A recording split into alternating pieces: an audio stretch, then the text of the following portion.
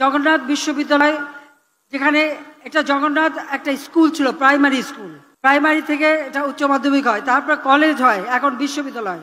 এতটুকু জায়গা, বিভিন্ন জায়গায় হোস্টেল ছড়ানো ছিটানো, এবং আরও অন্য জায়গায় চায়।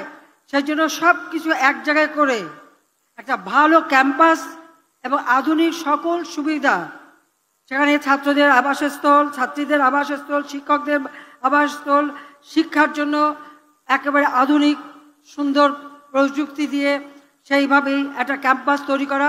ইতিমধ্যে জায়গা দেওয়া হয়েছে, ডিজাইনও করা হয়েছে, সেই কাজও আমরা খুব তাড়াতাড়ি শুরু করব। সেইভাবে নতুন ক্যাম্পাস আমরা করে দেব, যাতে করে একটা সুস্থ পরিবেশে ছেলেমেয়েরা লেখাপড়া করতে পারে, সেদিকে লক্ষ্য রেখে আমরা সেই ব্যবস্থাটা নিচ্ছি।